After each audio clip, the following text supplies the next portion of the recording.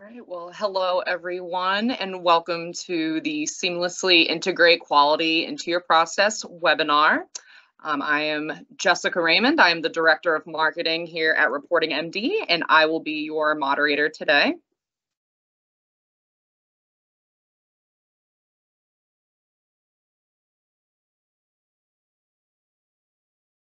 As far as our agenda this afternoon, we will go through introductions of our speakers. What is the quality challenge? What is the potential fallout from not meeting the quality challenge, including increased shared savings, high performance-based payments under MIPS and other models, and commercial quality measures? Potential advantages to meeting the quality challenge, suggestions to help improve quality, solutions to help improve quality, and then we will finish with a question and answer. As far as a little bit of housekeeping is concerned, anyone that cares to ask any questions, please submit via the chat box, as everyone will be muted, and you're more than welcome to submit questions at any time throughout the webinar. As far as our speakers today, we have Molly Minehan, who's the Vice President of Operations and Innovation here at ReportingMD. We also are lucky to have our guest speaker, Nick Orlowski from Carolina Oncology Specialists, who is their EMR vendor, along with being Onco software founder.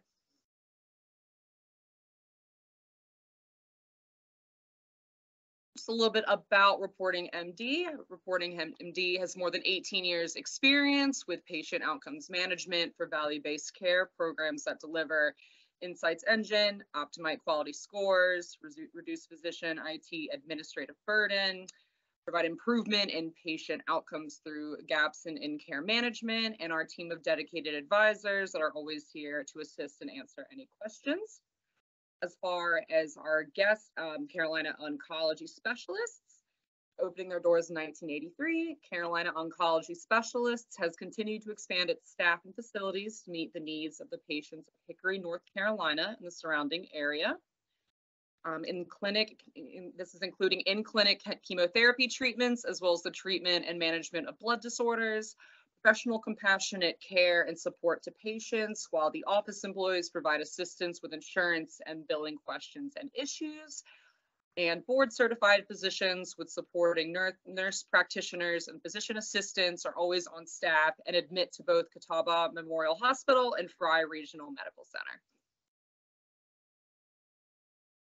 All right, and I will pass the torch on to Molly Minehan to get the webinar started. Thanks, Jess. I'm excited for this webinar. I'm excited about our guest speaker today.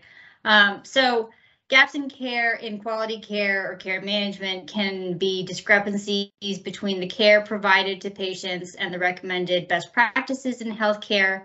Meeting that quality challenge can be difficult, as we all know. So this webinar will dive into some ways that we can seamlessly integrate quality into your process. So before we dig into how to meet the quality challenge, you'll hear that phrase a lot, we first need to get a grip on exactly what the quality challenge is. So is quality a challenge with technology? Is it a challenge with data? Is it a challenge with interoperability between systems or one with data delivery? Is it a provider challenge or a challenge with measures? Is it a benchmark challenge? Is it a regulatory program challenge or a staffing challenge? Is it a business challenge or a funding challenge? Maybe a process challenge? We all know that quality touches basically all facets of our systems. Quality saves lives, it prevents trauma, and now with value tied to payments, quality gets our providers and our practices paid. The quality challenge is in everything we do, and every practice is challenged by it in one way or another. So when we talk about the potential fallout, what is the fallout from not meeting that quality challenge head on? And it really is, it's about, difficulty meeting the value-based care and risk-based contract targets, lost revenue potential for practices, negative patient outcomes, social or economic disparities, patients' dissatisfaction, departmental performance variation, higher hospital readmission rates, those are costly, healthcare compliance issues or audits, increased total cost for providers and patients, provider dissatisfaction, and staffing shortages, and maybe the all-encompassing and probably the reason that we're all here on this call, at least, and still invested in quality is the patient's quality care suffers. So there are also some advantages to meeting the quality challenge, whether under the direction of CMS or commercial payers. The triple or quadruple aim of better care for individuals and populations, along with reduced per capita costs and the newly added fourth order of improving the healthcare teams, the team's well-being, is realized through these value-based care models and programs that are implemented today or starting in 2023. The charge for healthcare providers and institutions is to refine, perfect workflows, processes, and utilization through proper preventive and high quality care, but also improve the wellness of individual patients and populations. And studies have shown that by improving the quality of care for individuals, we've also seen the relative cost of care reduce as well. So better management of chronic disease, better preventive care management have been proven to reduce ED utilization as well as costly and traumatic hospital stays.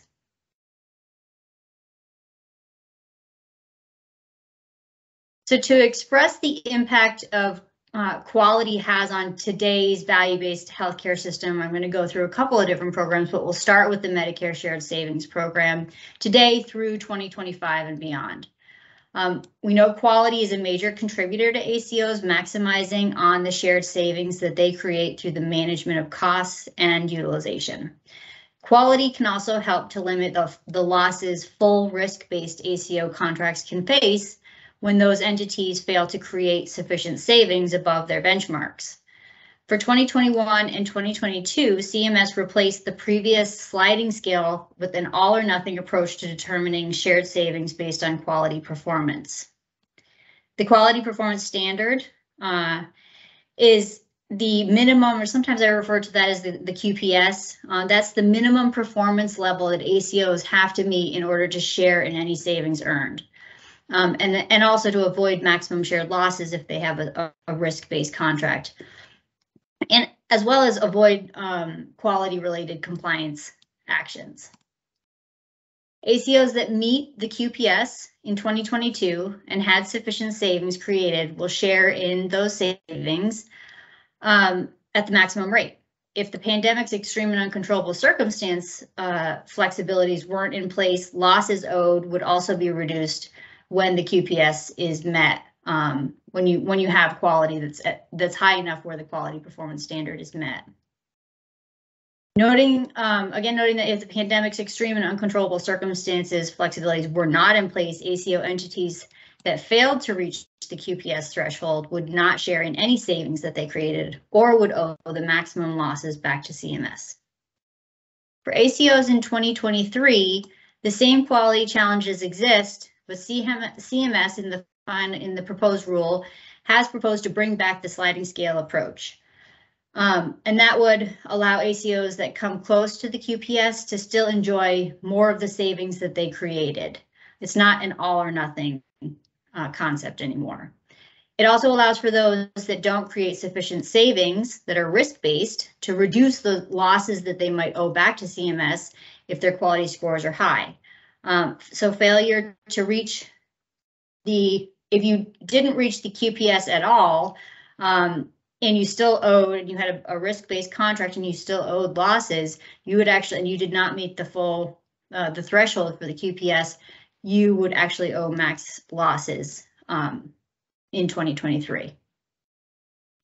In 2024, the quality performance, and this is just an extra note, the quality performance standard will change from being required to get to the 30th percentile across all reporters for quality, and that will change from the 30th percentile up to the 40th percentile, making quality basically an even harder challenge to meet. And then in 2025, Medicare Shared Savings Program ACOs have a very significant new challenge coming. ACO entities are well aware of the retirement of the CMS web interface quality measure reporting method, which will end after 2024. In 2025, those ACO entities, especially those with multiple different systems, those that have disparate systems, will face interoperability, data, and new process challenges that many of them are simply just, they're not ready for today. For some ACO entities with multiple disparate systems, the quality challenge will increase considerably. So putting the right people, processes, and systems in place now is critical for success under the Medicare Shared Savings Program. And for years to come. And I will say that, and NACOS just recently came out with an update pushing on CMS to basically have a pilot version of quality reporting on the all payer patients for MIPS CQMs and ECQMs, which is what will be required when this shift is made. So we'll see what happens in the final rulemaking, but NACOS has had an impact on CMS in the past, so we'll find out in a couple of weeks when the final rule comes out. On the other side of the quality payment program is the MIPS track. Those that are MIPS eligible know the significance and the growing importance that quality plays in that program. So most of us are also aware that the CMS estimates for the incentives have been lower than expected, to say the least. That being said, if no pandemic exception is allowed for 2023, and if the proposed physician fee schedule rule is finalized as proposed, practices could see incentives reach almost 7% with a MIPS, perfect MIPS score. No matter what, it is going to take 75 points to avoid penalty in both 2022 and 2023. Which is certainly no easy task without the bonus points that CMS retired after 2021. So the reality is, and MIPS is a budget neutral program, 2023 may be the first year where it becomes obvious who has really invested in their quality infrastructure and who hasn't. For now, we, ReportingMD, continue to consult our practices so they understand their potential payment adjustment. How it's changing throughout the year, how they're improving quality and other factors to change that score throughout the year. And, sometimes we just find that just knowing the potential MIPS ROI or return on investment can convince their organizations, their providers to further invest in quality. So as an example of that, let's take a quick look at how MIPS looks for a $5 million practice in 2023. So here you can see the incentive payment adjustment potential for a $5 million multi-specialty practice in 2023 based on the CMS scaling from the proposed rule. So for $5 million practice, the penalty could be as much as $450,000. So that's the full -9%. But the incentive could also go as high as $345,000. And one thing to note here is just by going up 1 point from an 89 to a 90, it brings this practice an additional $14,000. And this is why our dedicated advisors, the people that consult practices and providers on quality under these programs, that's why we work so hard to get every last MIPS point for our practices. And you'll see some methods of how we do that later on in the presentation. Government payers and programs are not the only institutions making quality a focal point. Commercial payers consider various measures, including HEDIS measures in their payment rates. So managing your practice and provider performance on these measures across the various commercial payers is also crucial. So those are some of the potential ways that quality has an impact on some of, and create some advantage in terms of payment rates. So now that we understand the quality challenge, the potential fallouts from not meeting it, And some examples of ways that quality can play a role in, creating value under some of the value-based care programs out there today. Let's go through a couple of suggestions to help improve quality and meet that challenge head on. So starting with patient care coordination, let's get everyone talking. Care coordinators help communicate among caregivers open and up-to-date information, and that includes verbal, written, digital forms of communication, so the caregivers are up to speed and in agreement on patient care. Next, get everyone sharing. Ensure that patient referrals are shared amongst care providers, ensuring that follow-up requirements are clear and shared amongst care providers. We'll talk a little bit, you'll hear a little bit more about that later. And that could include forming agreements with other care providers in your area or organizations to share patient information. Get everyone meaningfully using certified EHR technology. CERT offers electronic referral capabilities. Make sure your team and other caregiver partners are taking advantage of these capabilities. We'll also come back to this one a little bit or a lot and the impact it has on clinician burnout later in the presentation. Annual wellness visits, I talk about these a lot. They play a significant role in advancing quality care. It's well documented that preventive care saves lives and reduces costs in the long run. So create a plan, utilize your EHR to ensure each eligible patient returns annually for their exams and/or wellness checks. It helps identify potential costly and traumatic care gaps. And they also create more trickle-down revenue opportunities for preventive measures like immunizations, mammograms, colonoscopies, etc.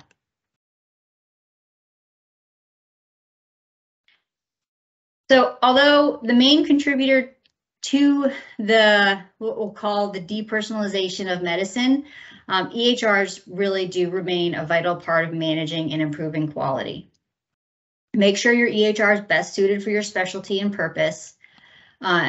You have to know that discrete data fields are the target. Having discrete data will make quality work for you in the long run. Creating discrete data should be seamless. If you set your EHR up for easily accessible and readily available drop-down menus or selection picks, it'll pay off with faster documentation and as well as higher staff compliance.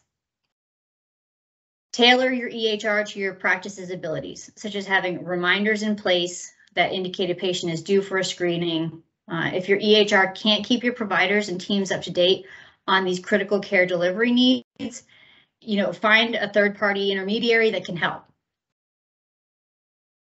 Consider the who when tailoring the individuals that need to be alerted to patient care needs and follow-ups. So on a recent Mayo Clinic podcast called Incidental Findings, Developing Processes to Ensure Follow-Up, this is a great podcast, by the way. I highly recommend it. Dr. Timothy Morgenthaler describes an extreme car accident involving an intoxicated woman. She had several tests and surgeries, and on the full body CT scan, in addition to the accident-related injuries, an incidental lung nodule was found and documented in the chart. After her recovery and rehab, including treatment for various other primary care services like blood pressure, the woman returned to her normal life. She was instructed to follow up with her PCP for additional preventive care, which she did not do. Unfortunately, 3 years later, she presented at the ED with right side chest pain, and the CT scan showed a mass where that lung nodule was seen after her accident. The woman now has advanced stage lung cancer that spread, and the woman died shortly thereafter. Nobody followed up with the woman specifically on the nodule, and the patient was never informed of it because she was in recovery. The Mayo Clinic put together, they've seen this before, they put together a special projects team to specifically target situations like this one. They started at the most critical question: who needs to be made aware? And I think that really applies across the board on a lot of these things. Who needed to be, in this case, alerted to the incidental lung nodule so it could have been managed once the patient was rehabilitated? They determined the patient, the ordering provider, and the PCP for the follow-up were the three individuals that needed to know. The Mayo Clinic created alerts in their technology system for scenarios like this one. So the critical parties were informed of need-to-know information at the right time to be informed. There's no way that we're ever going to know every possible quality challenge, but the intent of value-based care is that we keep striving to find, meet, and answer these challenges, setting up our solutions, our processes, so the right people know what to do and when to do it, takes the burden out of quality, and it turns it into a habit. Which brings me to Aristotle, who may have really said it best when he said, quality is not an act, it is a habit. It is not a one-person job. Organizations should consider what works best for each member of the care team. What tools or technology solutions are needed to support the team?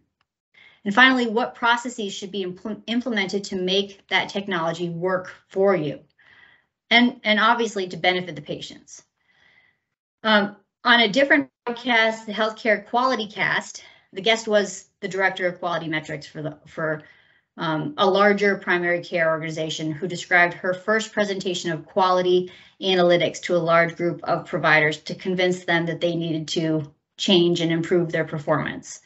She knew her data was right, she knew it was accurate, but when she stood up and presented it, the providers all basically bore holes through her and never asked a single question. She realized that telling a group of providers what they were doing wrong with charts and graphs was not the right medicine for her organization specifically. Instead, she began meeting with each individual provider independently. She listened to their input and feedback, and she used it to implement change moving forward. Implementing change is hard. It's necessary, though, to improve. Bringing individuals impacted the most into the conversation is critical. Sharing ideas and solutions, getting provider buy-in, this is huge, will help move any quality improvement project forward. Just remember, what works for one organization may not work for all. The goal is really, let's align the right collage of teams, technologies, and processes that make quality a habit that works, and really one that sticks. So the next few slides will cover insights, actionable insights, and technologies that can help turn quality into your best habit.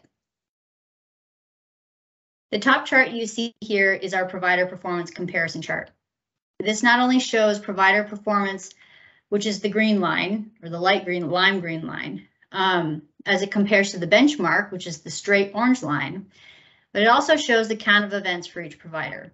The visual can help quality directors and teams to quickly determine who to focus on, who is bringing the practice up, who's weighing it down. It can also help to determine who might have lower performance because their patient load, far exceeds their peers. Once you've identified the buoys and the anchors in the organization, you can meet individually to show the data and discuss what they're doing differently. For those that are bringing the practice up, share those ideas. Getting their buy-in on new processes to improve outcomes and ultimately quality care is critical. Information is a source of learning, but unless it's organized, processed, and available to the right people in a format for decision-making, it is a burden, not a benefit. So can the way that information is delivered affect quality? Developing a system to deliver and address open care gaps is paramount to long-term care management success. In our system, the ReportingMD's Outcome Manager system, part of the application is we refer to as our day sheets. They deliver open care gaps to providers and care teams at the point of care. They start based on the appointment time. So day sheets, they offer a list of the open care gaps for every patient coming into the office for that day. If certain care gaps cannot be closed at the time of the visit, they also offer the opportunity for scheduling to plan for any incomplete or future screenings that are needed before the patient leaves. Day sheets can be used in the application, or they can be delivered to any user or caregiver in the form of lists. They can be delivered via email, mobile phone, or even printed.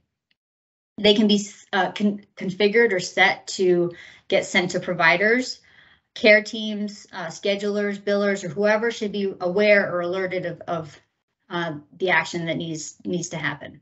Even if that's setting up annual wellness visits and getting those scheduled. Making sure quality care gaps are delivered in a way that meets the needs of your practice should never be a burden. It should only serve as a benefit to both you and your patients. If your systems limit your care teams by not sharing care gaps in a readily accessible way, you should explore solutions that meet that need. Again, value-based care is here to stay. If your organization doesn't have the tools and the processes in place, you will be penalized in one way or another. And in addition to financial and compliance penalties or audits, you'll no doubt face constant turnover challenges. So sometimes strapping an ROI, return on investment, to the quality indicators you're monitoring can help to engage physicians, boards, executive leaders to support your care team and get you that buy-in. Additionally, just understanding the count of gaps that move your organization or your practice or clinicians to the next benchmark threshold can help drive quality improvement. So no matter if it's an ROI or just breaking the work out into manageable parts, whatever works to motivate your quality teams and caregivers to close those gaps, everybody wins. The quality needle, better patient care, it's all still moving forward regardless of the reason. So 2 ways that our customers have had success in closing care gaps and improving performance has been through patient chasing and chart chasing, as well as day sheets, but I've already discussed those. So patient chasing is about following up with patients on their next visit within the calendar year to make sure that any open care gaps are addressed at that time, or even potentially schedule them for a follow-up if an urgent gap exists. Not only does identifying the potential care gap help to manage outcomes, help to increase regulatory program revenue, but it also brings additional revenue in for the mammogram or the colonoscopy or whatever procedures are being done. Chart chasing requires the patient chart and or EHR search for any missing data points. So you've probably all heard, if you've talked with me, I often use the example of a relatively small medical center in Maine. They had a single open care gap on a measure that was for prevention of central venous catheter related bloodstream infections. That single care gap was worth $44,000. The measure is looking to have all elements of maximal sterile barrier technique used, so the quality action has to be done at the time of the procedure. We recommended that the practice review the chart again to see if by chance a non-discrete text field or note was used to indicate the correct technique was used. The practice did so and discovered there was a note in the text field that documented the right technique was used for the procedure. They closed the open care gap, credit for the work that was done, which they should, and increased their MIP score and revenue by $44,000. We often see this when EHRs go down, or there's some other factor that prevents the use of discrete data fields or drop-down selections to mark these events as met or closed. Data and technology should not get in the way of delivering quality care or get in the way of giving credit to the caregivers that are doing the right quality work. When these systems do fail us, it's important to know where to focus efforts and your attention so that the critical care gaps can still get closed and your caregivers can get credit for it. So here's an example of 3 different quality MIPS measures and the potential ROI for various size practices to close out patient care gaps on pneumococcal, oncology care, and dementia assessments. The revenue is the value add, but the clinical care being done to close those gaps is what improves quality patient care. And this is what CMS had in mind when they started this program and they attached ROI to it and getting a higher MIPS score.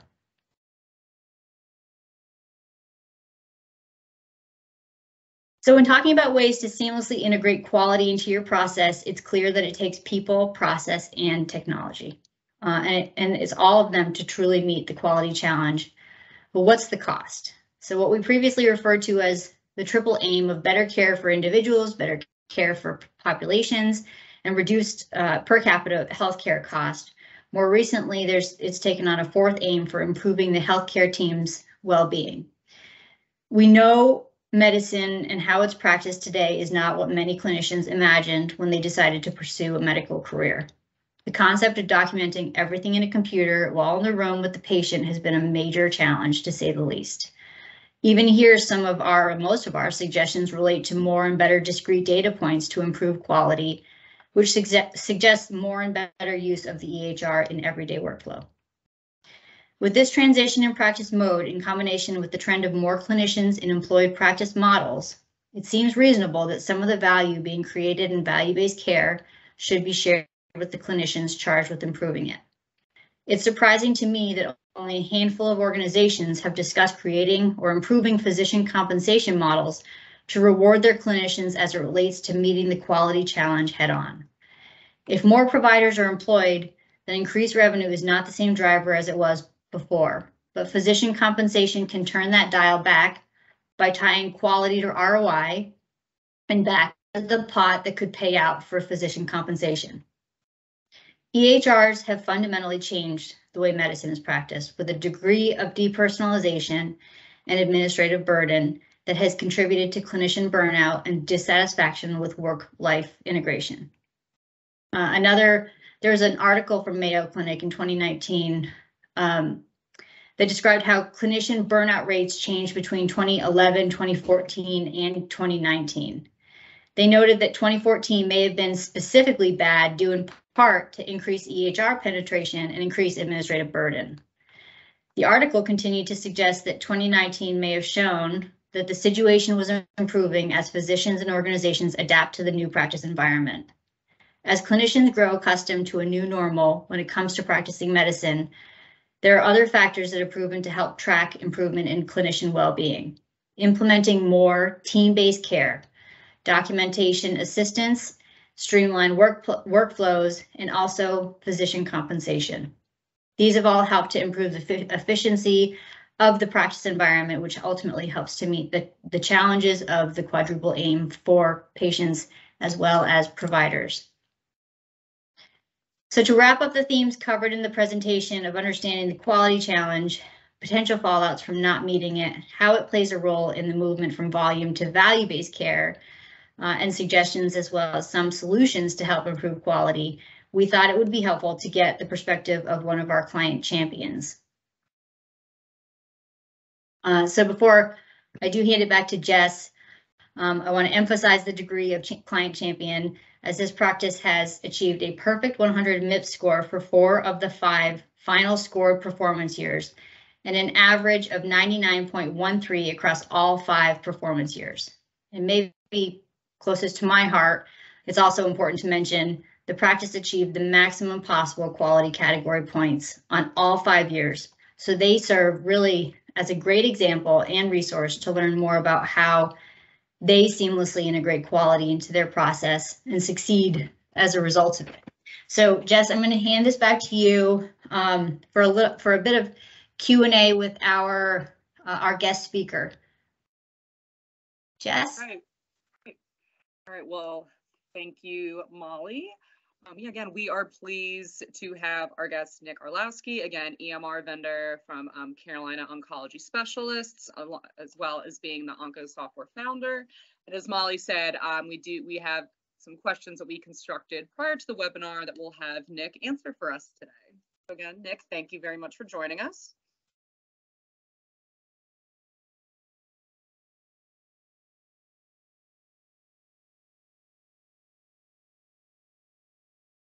Oh, Jess, we have no sound. On my end? Oh, now it's back. Well, again, we are pleased to welcome Nick today. Nick Orlowski from Carolina Oncology Specialists. And as Molly mentioned, we have some questions that we constructed prior to the webinar that we'll have Nick answer for us today. So again, Nick, thank you for joining us. I think we can unmute him.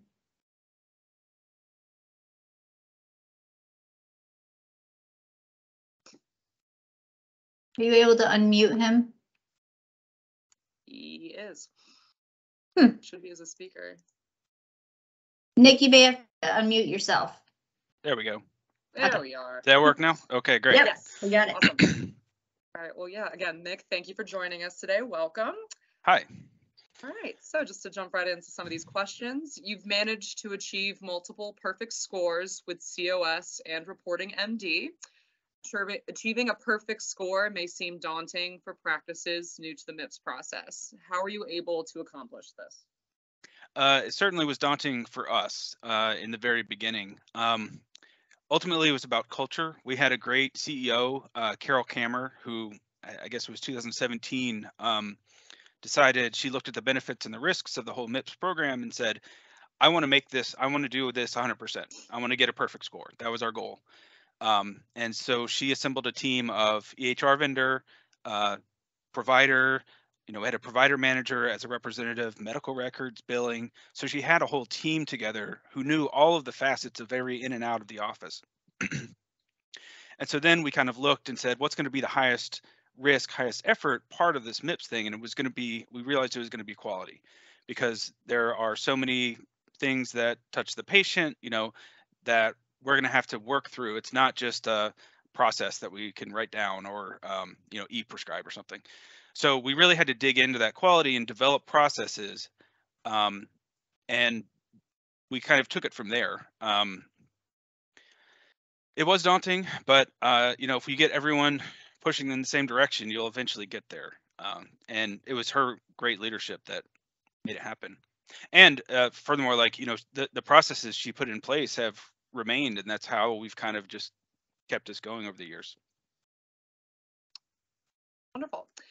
Can you share specific questions, fields, and workflows that you've added into your process? Yeah, so the best example of this is the advanced care plan measure. It has a number of very key features that the team identified as being very valuable to the whole practice. So number one, it's something in oncology we want to do all the time anyway. We want to make sure every patient has some sort of living will advanced care plan. So we knew the providers would be on board with it. Number two, it was a discrete measure. It was they do, they don't, or they've declined. So we knew that whatever we develop in the EMR, we can design it to be a fast data entry mechanism by the provider. And then we know that that discrete data falls all the way through to ReportingMD. And then, it was just high quality. We knew that it was going to benefit the whole community. So, there's this kind of extra cherry on top. So it needs to be really sellable to the provider. And a lot of this comes down to choosing the right measures. So you have to choose them for your practice, for your providers. And then you kind of get into the process and which fields you put in the EMR. Here. One comment we often hear from providers is measure fatigue. How do you manage or overcome? Talk to providers. There's no substitute for actually going in, talking to providers, understanding what they need, and understanding, because they're thinking in their minds, I've got all these clicks to do. So you need to think both from like a CEO process point of view and an EMR point of view, how can we get the discrete data we need and display the value to you, in the case of advanced care plan, that is valuable to you and your patient. But we're also getting the data and then the ROI when it gets to ReportingMD and ultimately CMS. So it's really trying to find that wholesome pinnacle of what a feature should be.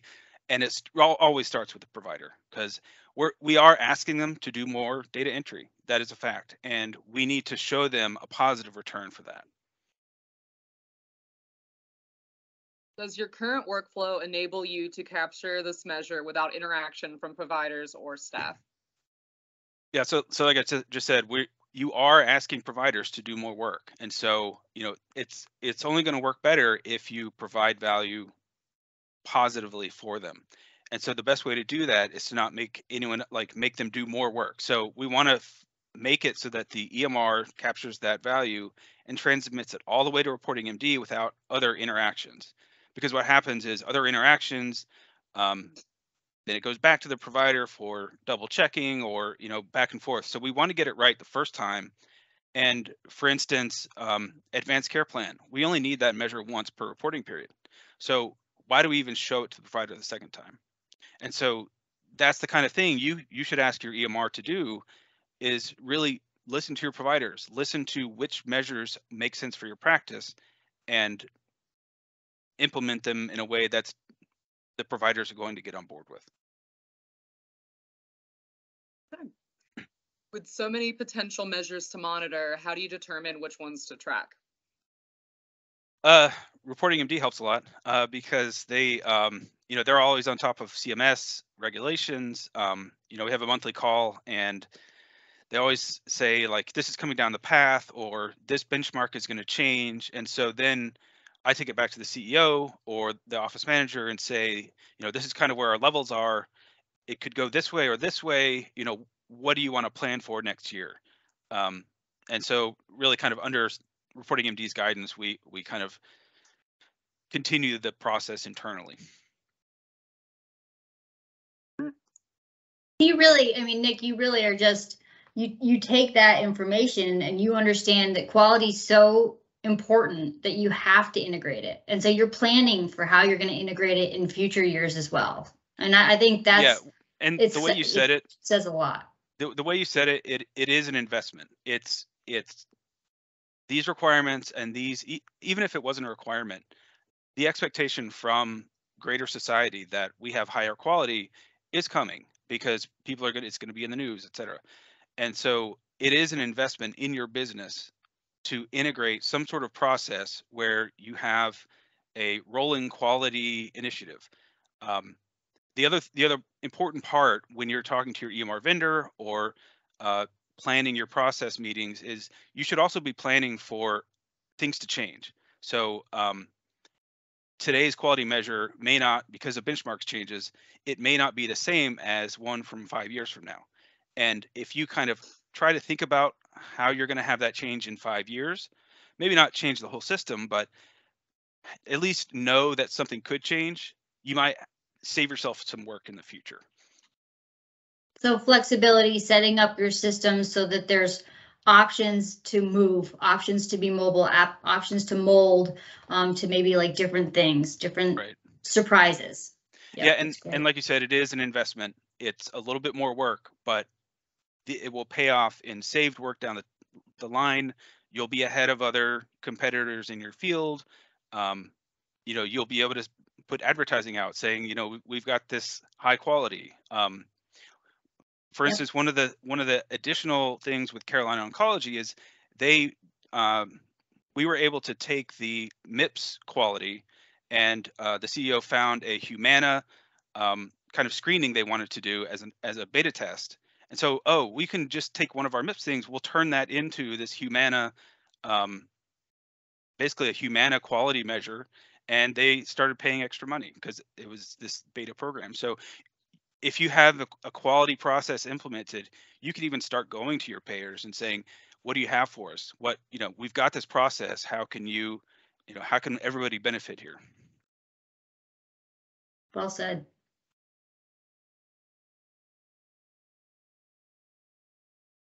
And I think just the last question that we have here, have there been particularly challenging measures to track? If so, why did you stick with them? Yeah, so the most challenging measure we've had so far is the pain measure. This is one the team chose. It has the aspect where you have to do this at the time of visit. Just like Molly was saying, if you miss it in that vascular example, if you miss it at the time of visit, you don't have documentation. So you can't report it to Medicare because you don't have that documentation. So we had to build in kind of daily chart chasing features into the HR to make sure that not one pain was missed. The important part there is when you're talking to providers and designing the process, you should think, does this particular action need to be performed by a provider? In some cases, making a diagnosis does, but just obtaining a pain value does not need to be performed by a provider. So then you can talk to your EMR vendor and say, where else in the office can we have this happen? And so one of the things we did was open this up to the phlebotomist to say, let's make sure everyone has a chance to ask for pain. And then before checkout, there's an indicator right there that says they have had their pain level today if there's a doctor visit, because that's the full length of the MIPS reporting. So that was the most challenging, but they wanted it to be, it was important enough for the whole team that they wanted to make it happen. And so we made it happen.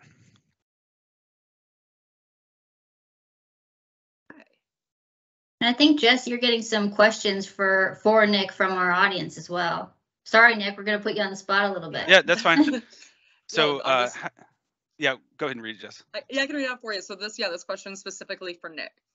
How important is it to your individual providers to know their own performance on a monthly basis? Or are they satisfied with quarterly or less frequent updates? So we don't have any enormous customers. What I have found is that, I'm going to speak colloquially here. Providers don't really like being told how to practice, and probably everyone in this call knows that.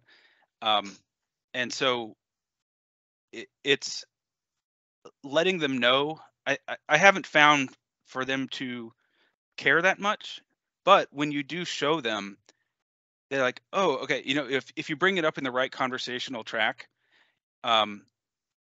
you can say, you had, like, maybe compare them to themselves a month ago, more than comparing, Dr. John to Dr. Sally, because then it comes adversarial. I'm not a manager, but I've like kind of seen the CEO kind of work the relationships. And I think it just depends on each provider's personality. I personally know a doctor who doesn't really care, because he's close to retirement. And then another doctor where you bring it up and he's speaking at conferences and he really would like to know, did he improve from last month? So it really, I think the best answer is it depends on the provider, and you just have to know the provider. And this was kind of a two-part question. So going off of that, do they care about their performance as compared to their colleagues in the same practice? I have not experienced a provider who cares, but that's my limited experience. That's funny because I've heard from other practices, and this is about what works for one may not work for another, where it definitely does matter. Yeah, yep. Like I said, our clients are kind of closer knit, and the way our software works is we help the physicians like practice at the top of their license. So some of them are team oriented and they have a lot of PAs and NPs. So it's a little bit of a different culture from like a multi-specialty where you've got orthopedics and vascular. So that's, we're a specialty oncology EMR. So that's kind of our wheelhouse. My experience may not transfer everywhere. I saw a question earlier. Said, Molly, how important is integration and the openness of the EHR for a successful quality program? It is critical. Everyone in this call should be expecting more of their EHR vendor, in my opinion. So many of the customers we've gone to, and in fact, Carolina Oncology, we initially replaced their EHR because they were so unsatisfied with it. Their EHR made no modifications, had no plans to, cost a lot. And especially if you've got a web-based EMR, ours is web-based, there's no excuse for large companies to be able to just kind of ignore you. And, especially in this age of quality, if we can do it, certainly the larger groups can do it. And I think everyone in this call should step up and feel better about asking their EMR to do more. Yeah, you have to be able to adapt to the things that if the providers are being asked to change and get better and improve and do this, that, and the other thing, the EHR has to be willing to do that and has to be flexible to do it too. I agree. Yeah, that's a great point because, management has to get better at communicating, providers have to get better at data entry, and then the EHR has to get better at providing those services and connecting everything. So yes.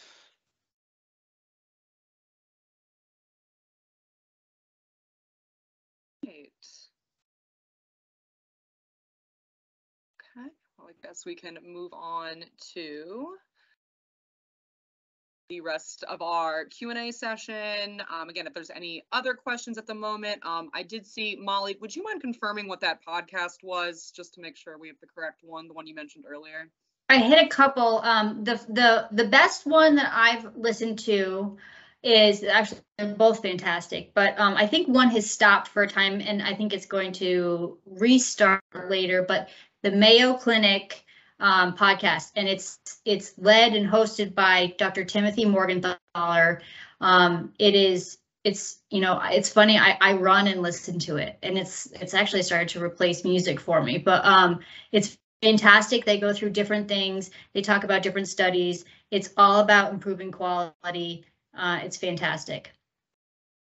I think it's weekly.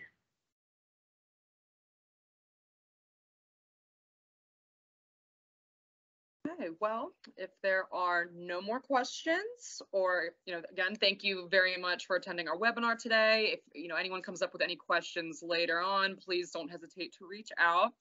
As I mentioned in the chat, we will be sending out a PDF version of the slide deck to our attendees, and then the recording will be available on our website probably the next day or so. Thank you everyone for coming out. We appreciate it.